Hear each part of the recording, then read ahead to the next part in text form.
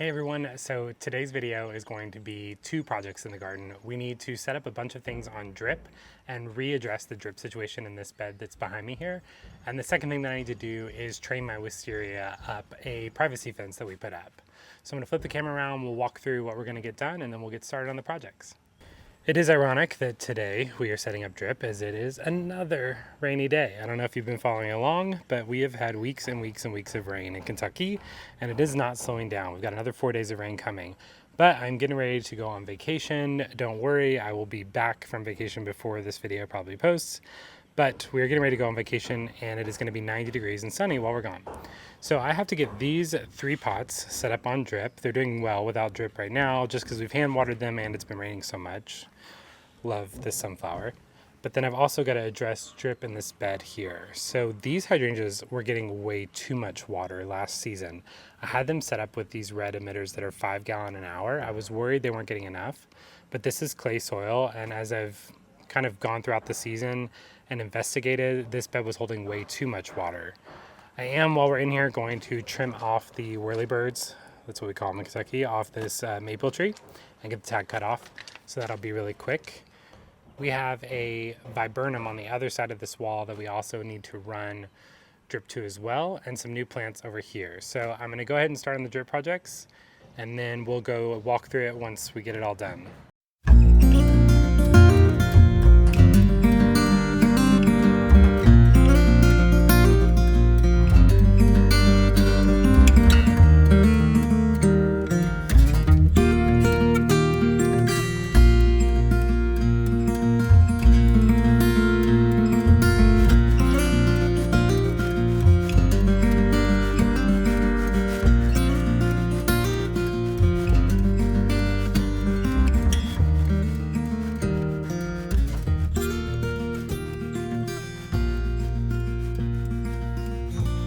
All right, I wanted to give you a close-up of what I'm doing, but this is 1/4-inch drip tube, and this black is non-porous, so it's not like a soaker hose. It's not like that. So this has no holes or emitters in it, but the brown has emitters. So this is emitters every 6 inches. So this has 4 emitters on it. I don't know how many gallons each emitter lets out. I'm assuming probably 1 gallon per hour. Not sure. That's something we could test. But anyway, I already had these ran for pots I had last year. So I cut the line that I already had, and then I hooked it up with a coupler. So this is a straight coupler for 1/4-inch drip hosing. I hooked up this coupler, so that ran this non-emitter line to this non-emitter line, which will push the drip up into the system. So this one I was smart and ran the drip through the bottom. You can see there is an emitter system already in here. So I just hooked this one up. This one had no drip installed. So what I did was I took the line that already existed, I put a straight coupler on and attached the emitters. So the emitters are here. Then at the end of the emitter line, this is plugged up, so no water can come out the end of this. So what we're gonna do is take this in here and I'll put it around the plants and then staple it down into the pot, and then this will get water every 2 days.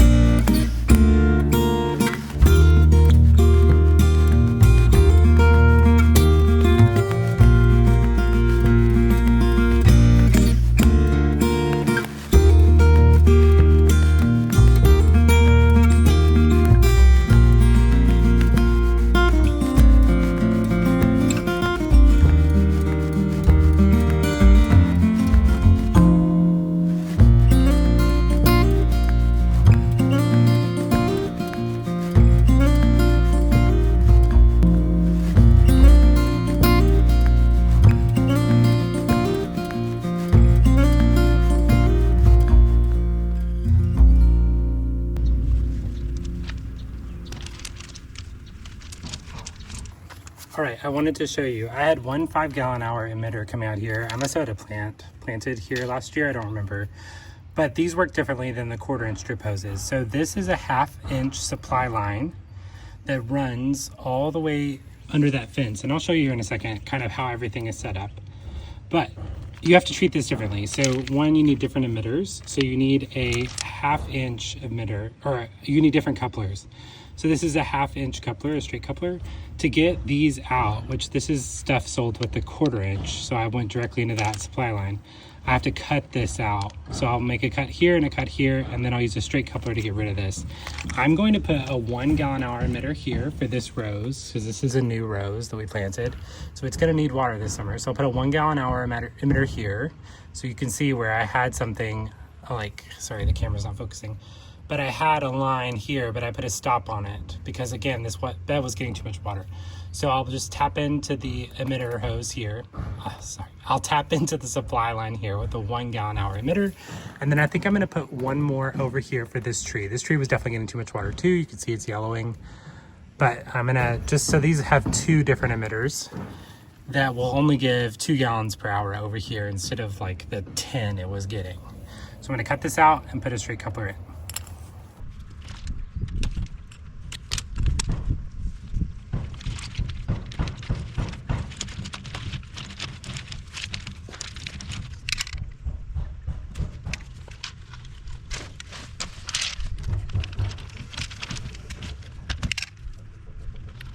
That is this bed done. So we got all of the 5-gallon-hour emitters out. The hydrangeas are set up with just 1-gallon-hour emitters now for each hydrangea. And you can see, they just, compared to our ones out front, these are so yellowing. So they're gonna look much better with just getting 1-gallon-hour. And I will check on them throughout the heat of the summer once we get into like August.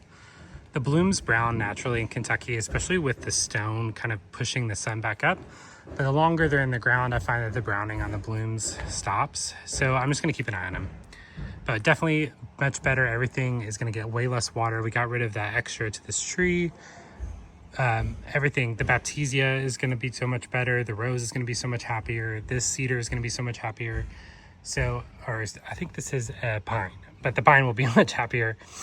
It looks great. So we now need to go on the other side of the fence. I've already set up the drip line. I need to run the 1/2-inch drip tube under the fence so that we can connect to the supply line that's in here.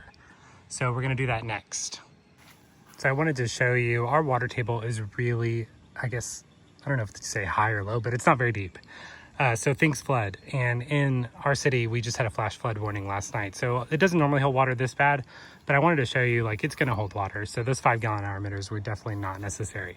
So I'm gonna walk through here, you can see more standing water, and then we have our viburnum. And just an update, we bought this from Lowe's from the clearance rack and did a really harsh trim back on it.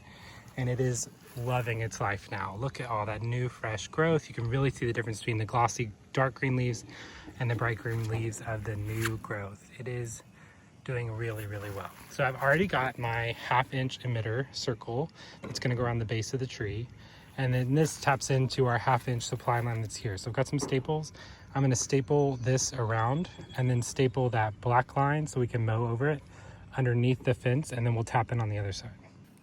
All right, sorry I didn't go for that, but I got it all stapled. We stapled it through here and we put it on the other side of the fence. So now we go to the other side of the fence and we'll tap into our 1/2-inch supply line. All right, we're on the other side of the fence next to this Bacchae elderberry and this weeping Norway spruce. So this is where that 1/2-inch line came out. I now have to find an emitter, which I think there's one literally right here. So I gotta find this, and that is where we'll tap in.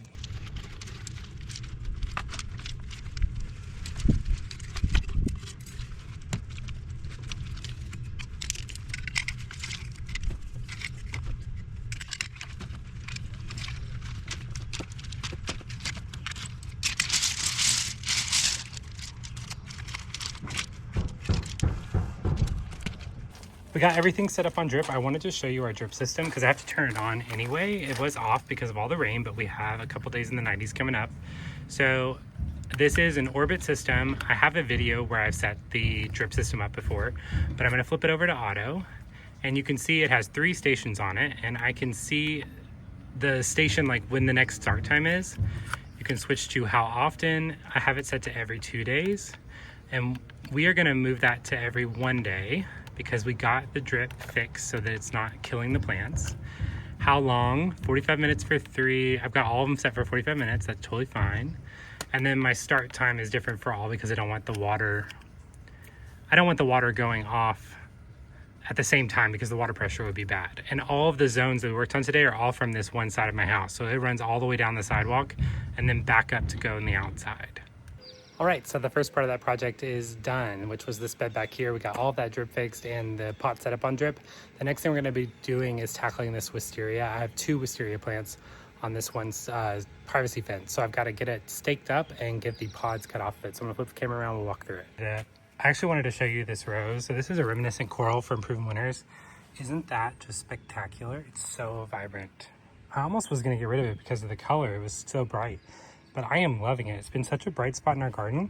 And for some reason, these rose petals just hold on. But we're gonna trim this back anyway, or deadhead it rather. So remember, when we're deadheading roses, we wanna go down to the first set of 5 leaves. So I'll just take that one off there. And then we've got 4 other blooms to kind of knock off this one. We'll walk over here, and this is the monster that we are tackling today. So the wisteria is getting ready to put on a ton of new growth. And what we don't want the plant doing is sending energy into these seed pods.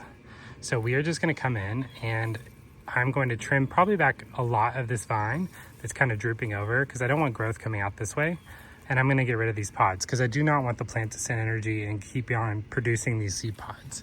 And I don't want wisteria to seed itself all over our yard.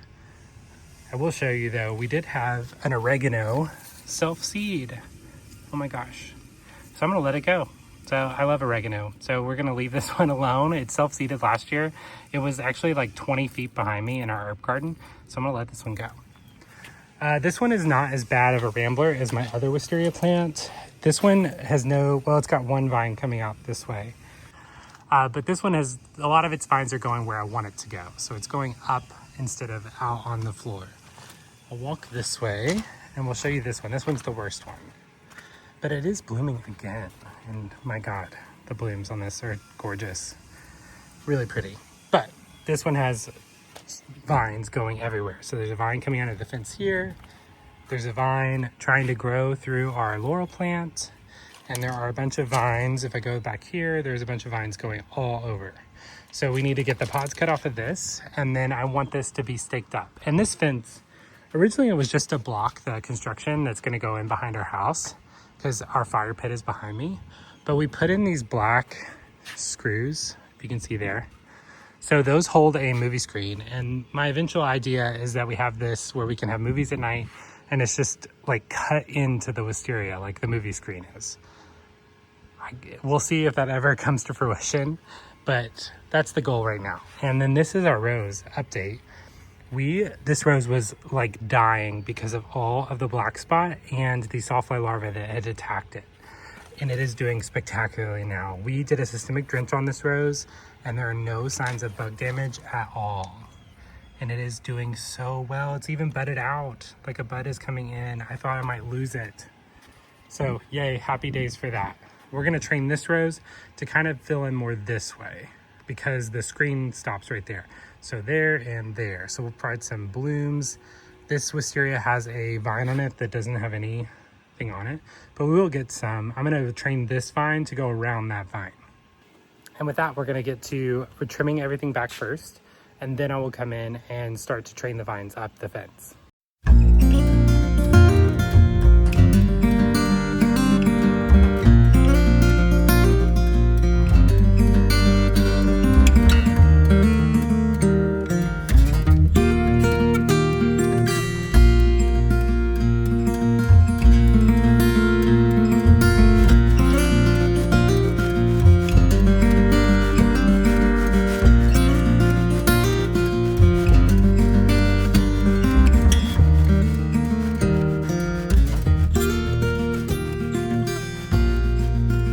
All the seed pods cut off.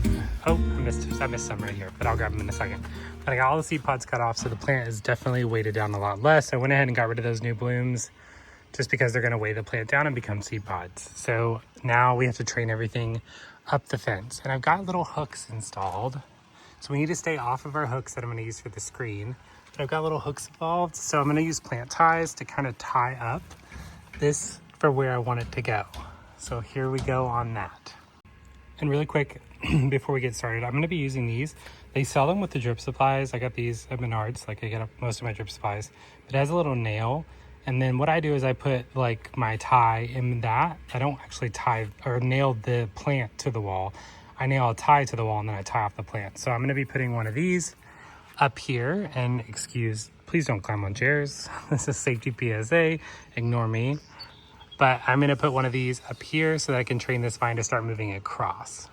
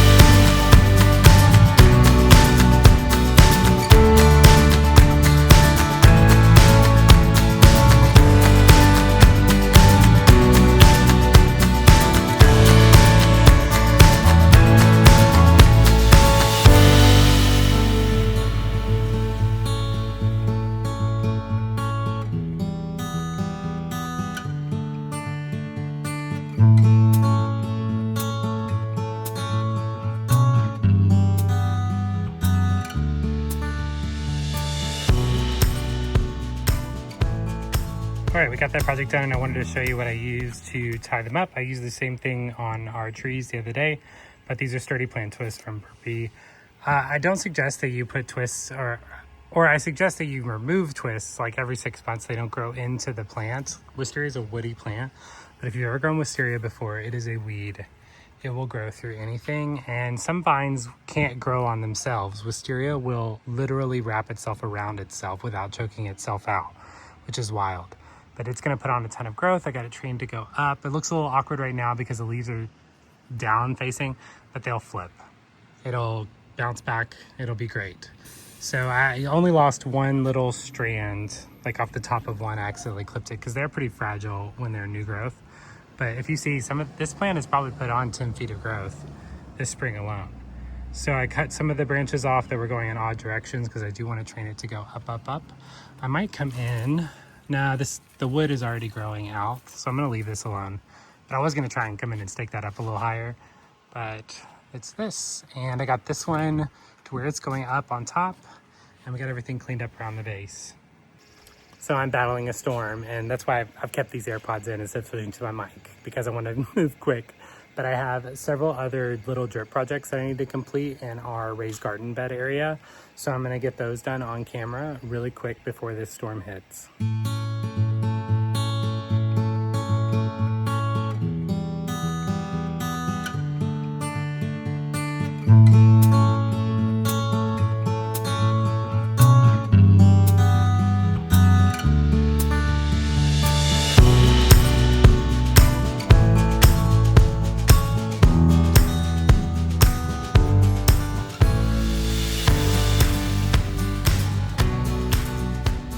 All right, so that project is done. It is getting ready to pour down rain, and it is currently raining.